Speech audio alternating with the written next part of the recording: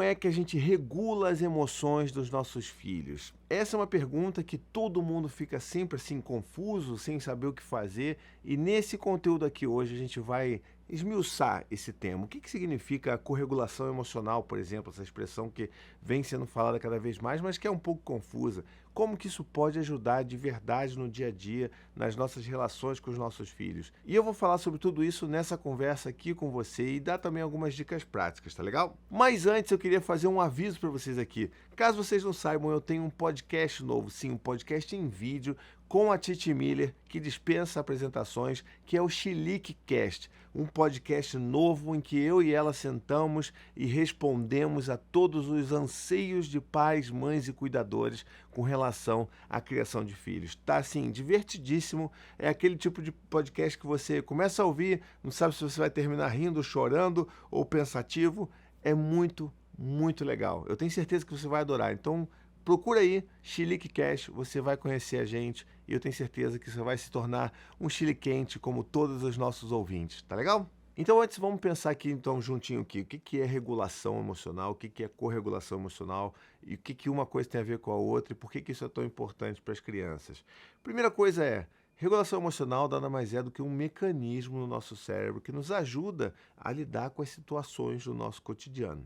Basicamente isso. Ou seja, se eu passo por uma situação que me traz uma enorme frustração, eu tenho mecanismos aqui já elaborados, porque eu sou adulto, porque eu tenho meu cérebro já completamente desenvolvido e tudo mais, e eu vou conseguir lidar, né, com essas situações de uma forma, vamos dizer assim, socialmente aceitável. Ou seja, eu não vou dar chilique, eu não vou surtar, pelo menos não com tanta frequência, né? Só que existem, é claro, situações muito grandes que vão gerar gatilhos muito fortes em nós e que a gente vai eventualmente perder o controle, porque é normal, porque afinal de contas somos humanos. Então nessas horas as áreas do nosso cérebro se desintegram, não que elas desapareçam de desintegrar, tá?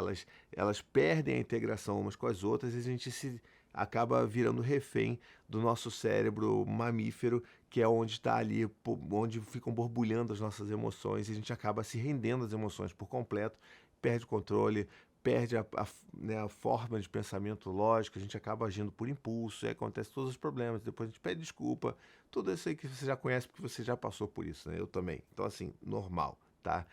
Esse é o processo de regulação emocional, ou seja, a gente usa a nossa parte racional do cérebro para tentar manter aquela integração acontecendo e controlando ali o que as emoções vão causar de reações, porque a gente está entendendo o que está acontecendo, o que está afetando a gente. Beleza? Só que aí tem um problema, porque a gente está falando de crianças, e crianças, né, até 25 anos de idade, não se esqueçam disso, é normal que eles não consigam. E é aí que entra o papel importante da corregulação emocional. A corregulação emocional nada mais é do que como se eu estivesse entrando como um agente ali que vai ajudar, que vai oferecer um caminho para aquela regulação emocional. Já que o cérebro do meu filho não consegue fazer essas ligações, então eu vou ali ajudá-lo a lidar com aquilo, né? Então, qual que é a importância disso? A importância disso é imensa, tá bom? Porque a gente não está falando aqui de deixar os nossos filhos entregues à própria sorte com relação aos seus sentimentos. Então, nós, como adultos e cuidadores principais, precisamos agir como correguladores emocionais, especialmente nesses primeiros anos de vida. Mas lembre-se, é ao longo de todo esse processo de maturação cerebral. Então a gente vai estar ali fazendo essa bola dividida, ajudando os nossos filhos a entender o que eles estão sentindo, a reconhecer o que eles estão sentindo e oferecer alternativas para se encontrarem ali novamente num estado de controle emocional mais coeso, vamos dizer assim. Por isso que é tão importante, porque a gente vai estar ali dando as dicas, dando as pistas, e a gente vai ajudar eles como se a gente estivesse treinando mesmo, eles ali no dia a dia, a lidar com essas situações para que eles entendam como é que é fazer esse rolê todo sem ter uma ajuda efetiva o tempo inteiro de um adulto do lado, tá? E a gente precisa lembrar disso, isso é um papel nosso sim, tá? A criança não tem condição de lidar com essas coisas. Nem mesmo adolescentes têm. E como é que a gente faz isso na prática, né? A gente faz isso passando por 3 pontos que eu considero primordiais dentro da corregulação emocional, que é reconhecer, nomear e acolher.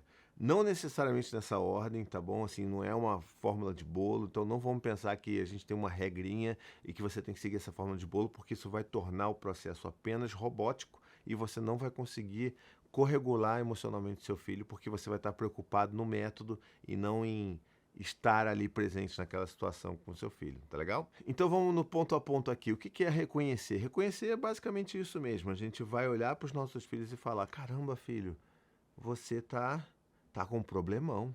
Eu tô vendo que você tá realmente com um grande problema. Então, nessa mensagem inicial, a gente consegue passar para os nossos filhos que a gente reconhece aquilo que eles estão passando e que isso é importante, tá bom? Acho que essa é a mensagem principal. E aí o segundo ponto passa por nomear, ou seja, onde efetivamente a gente vai ajudar os nossos filhos a entenderem aquilo que eles estão sentindo. A gente vai dar uma pista, vai dar uma dica, uma indicação de que a gente acha que eles estão sentindo. Então, se o Gael, por exemplo, está gritando e chorando porque o Dante pegou uma bola que estava com ele, ele não queria dar na hora, ele acabou tomando da mão dele, e aí aquilo acabou escalando de uma forma rápida demais, então, vamos lá de novo. Eu primeiro vou ali reconhecer: filho, eu tô vendo que você tá com um problemão aí.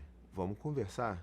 Reconhecer. E aí o próximo passo que eu poderia fazer é realmente fazer a nomeação do sentimento, né? Então eu poderia inferir ali o que, que eu acho que ele está sentindo, e é meio que um jogo de tentativa e erro, sabe? A gente infere alguma coisa, lança, vê se aquilo bate bem na criança, se ela reconhece aquilo, né? E é claro, se a criança for um pouco mais velha, se ela for mais nova, a gente vai inferir na melhor, né, na nossa melhor possibilidade e tá ok, tá bom? A gente não precisa ser preciso 100% do tempo, mas assim, a partir do momento que a gente tem uma conexão já estabelecida com os nossos filhos, fica mais fácil a gente pegar essas deixas e entender com bastante precisão qual que é o sentimento que eles estão ali sentindo, tá bom? Então, nesse caso do Gael, eu falaria assim: caramba, filho, você tá muito chateado, mas você tá tão chateado que você tá com raiva que o seu irmão pegou de você essa bola sem te pedir permissão, sem pedir emprestado, você estava brincando com ela, mesmo que ela estivesse no chão, porque você deixou ela um pouquinho no chão, né? Então percebe o que está rolando até agora?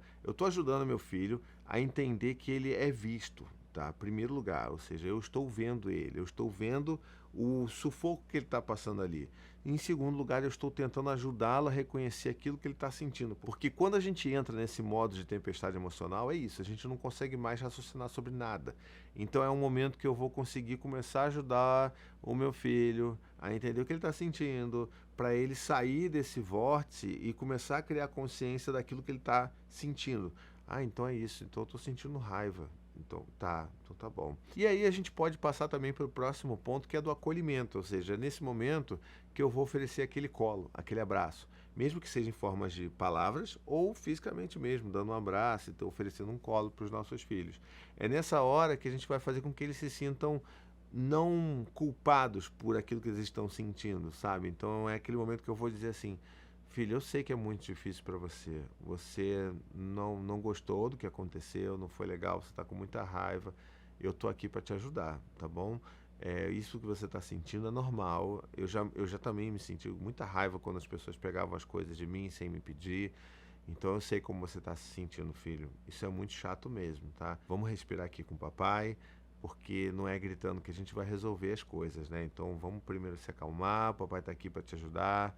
E aí a gente vai oferecendo o colo, vai oferecendo a palavra, e é claro que vai naquele momento ali que a gente vai ver o que, que a criança, né, quais são as pistas que a criança está dando ali. Porque tem criança que, por exemplo, a Cora, que tem 1 ano só, mas ela já mostra esse traço de personalidade bem forte, que é de que tem criança que quando está ali no meio da crise emocional dela, não quer saber de colo, não quer saber de nada.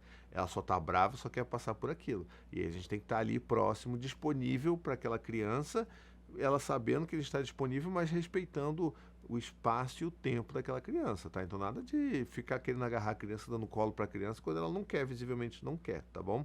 Então vamos pensar nisso. Então assim, é oferecer o colo, é oferecer uma palavra, é falar: filho, o papai tá aqui, você quer segurar na mão do papai? Vamos ali na frente, vamos dar uma arejada, vamos lá para fora, vamos na varanda. Isso não é a mesma coisa do que se você estivesse desviando a atenção, porque desviar a atenção não serve para nada, né? Porque a gente está tirando a oportunidade de a gente lidar com essa situação que está acontecendo. A gente só quer tentar mudar os ares da criança para que a gente possa continuar conversando, continuar fazendo esse trabalho de acolhimento, de corregulação emocional, tá bom? Então é isso, a gente vai ali falando com a criança, acolhendo a criança e entendendo. Se ela, por exemplo, fez alguma coisa que não é legal, né? Ou seja, sei lá, se nesse exemplo aqui o Gael tivesse batido no Dante, Primeiro a gente precisa trabalhar nesse acolhimento, ver, obviamente, se a criança que foi, né, que apanhou, ela está machucada. Então, e aí a gente vai trabalhar com a outra criança que, mesmo que ela tenha batido, ela ainda precisa de um acolhimento também, tá bom? E isso é muito importante que fique bem claro para você aqui. Quando eu estou acolhendo mesmo a criança que tenha batido em outra, eu não estou acolhendo o mau comportamento, tá bom? Não é porque a criança tem um problema que eu vou fazer ela sentir pior ainda por ter um problema. Então a gente está falando aqui de uma criança que teve uma dificuldade de lidar com o seu sentimento e acabou batendo na outra. Eu vou cuidar da criança que apanhou primeiro, a gente vai ajudar essa criança. E na sequência, a gente vai conversar, mas vai primeiro fazer a corregulação emocional com essa criança que bateu. Porque se eu não fizer essa corregulação emocional, não vai adiantar de nada eu conversar com ela que ela está errada, que ela deveria usar as palavras e não as mãos, piriri e pororó. Então, assim, não adianta. A gente primeiro tem que passar por essa etapa de corregulação emocional para a criança voltar a si e ela estar em condições de poder refletir sobre alguma coisa. E aí sim, então, você começa a fazer esse trabalho, né? Ou seja, é uma coisa que tem que ser mais natural possível, tá? Então, assim, essas dicas que eu dou aqui, elas são direcionadoras, vamos dizer assim, mas você não precisa seguir roboticamente, porque aí não vai funcionar mesmo, né? A gente precisa, talvez, treinar isso com os nossos companheiros ou companheiras, conversar bastante sobre isso, entender como que essa forma de linguagem vai começar a pulsar dentro da gente, mas sem ficar preso à forma, sabe? Sim ao momento. Ou seja, se a criança está ali no momento de algum, sabe, um momento muito difícil de lidar com alguma emoção, é só a gente lembrar que, opa, peraí, ela não tem capacidade de fazer essa regulação emocional. Beleza, então o que eu posso fazer para ajudar essa criança aqui? Aí eu vou ali, eu vou tentar conversar, vou falar que eu entendo o que ela está passando, eu vou tentar entender o que ela está sentindo, eu vou tentar oferecer algum acolhimento, e aí, a partir do momento que ela começa a se acalmar, voltar a si, as áreas do cérebro começam a se integrar novamente, aí sim eu posso falar com ela sobre algum tipo de aprendizado que a gente possa levar daí. Ou seja, filho, olha, você está mais tranquilo agora, está mais calmo agora, né? Respirou, já conseguiu respirar?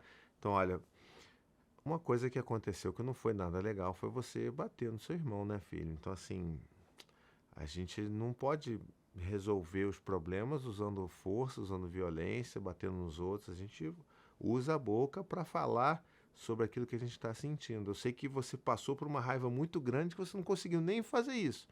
Mas a gente tem que agora pensar no que a gente faz agora, né? Você machucou seu irmão. O que você acha que é legal de fazer agora? E aí a criança vai começar a entender que ela tem que reparar as coisas que ela fez. E isso é muito importante, porque a gente não está punindo a criança. A gente está mostrando para ela o que ela precisa fazer para reparar os erros dela, para remendar as suas relações, tá? Isso aí, para mim, eu acho que é um dos aprendizados mais importantes que a gente pode oferecer para uma criança. E aí sim, depois que vai lá e cuidou do irmão, será que ele está precisando de um gelo? Vamos lá ver como é que ele está, ver se ele está precisando de alguma ajuda, de algum abraço, de beber uma água. Vamos lá cuidar do irmão, vamos, porque ele, né, poxa, machucou ele. Ele vai lá e faz. E depois a gente pode continuar trabalhando essa questão, falando assim, tá, então da próxima vez que isso acontecer, como é que a gente pode fazer para que não vire todo esse problemão que virou dessa vez, hein? Como é que você acha que pode resolver? E aí a gente participa a criança na resolução de um conflito, porque normalmente um conflito onde a resolução tem a participação da própria criança tem muito mais probabilidade dela seguir do que se a gente desse a resposta pronta. Então, é falar, olha, filho, o que você acha que a gente pode fazer? De novo, né? Vamos lá. Se a bola já estiver ali no chão e você não quiser que o seu irmão pegue, como é que a gente pode fazer para isso se resolver? E aí ele vai dar as ideias dele, sabe? Ah, não, quando tiver na bola no chão, eu vou avisar, vou gritar pro meu irmão, falar assim, ó, essa bola tá no chão, mas ela tá comigo. Então, beleza, a gente pode fazer isso. Ou então, não, eu não vou deixar mais a bola sozinha no chão. Ou não, vamos criar um combinado de que a bola no chão não tem dono. Então, sabe assim, a gente começa a explorar uma série de possibilidades para resolver esses problemas depois que a corregulação for feita, tá? Então, assim, vamos sempre lembrar disso. Esse tipo de coisa. Não adianta forçar a barra para resolver esse tipo de coisa enquanto, né, tá rolando aquela chuva torrencial ali de emoções. Então é assim que normalmente a gente consegue conduzir essas situações, tá? E agir como correguladores emocionais dos nossos filhos. Ou seja, acho que isso é o mais importante de tudo. A gente entender que esse é o nosso papel mesmo, tá? É cansativo? Demais da conta. Eu tenho 4 aqui em casa, fazer 4 corregulações emocionais. Enquanto eu regulo a minha própria emoção, olha, é um barato doido aqui, tá bom? Então, assim, é, é complicado. Mas é um caminho que ele é muito recompensador, sabe? Assim, a gente vê o como que os nossos filhos ganham dia após dia inteligência emocional para falar sobre aquilo que eles estão sentindo com uma clareza, sabe? Uma consciência tão límpida sobre aquilo que eles estão sentindo que a gente fala assim, caramba, eu com 5 anos não tinha a menor consciência do que eu sentia. Eu só sentia raiva, medo ou vergonha, sabe? Então, assim, já estamos dando um passo muito gigante em relação ao respeito à infância dos nossos filhos. Então, acho que esse é o caminho, tá? E eu queria muito saber de você, o que que você está achando, o que que você está pensando. Deixa nos comentários, me manda DM no Instagram, no @Thiago Queiroz. Onde você quiser me contatar, me fale sobre o que que você está passando por aí com relação a essa regulação emocional dos seus filhos. Se está difícil, se esse conteúdo aqui te ajudou de alguma forma, me deixa saber que eu vou adorar entender como é que tá por aí também, tá legal? Bom, e a gente vai ficando por aqui, então um último pedido, por favor, se inscreva no meu canal, tá legal? Vê aí, ó, você viu esse conteúdo todo, você gostou desse conteúdo, então vai ter muito mais, fora o que eu já gravei, né, ao longo desses últimos anos, então se inscreve, ativa o sininho para não perder nenhum vídeo futuro meu e deixa o seu like, né, por favor. Se você não deixou o like ainda, deixa agora, porque esse é o momento, tá legal? Um beijo, até a próxima e tchau, tchau.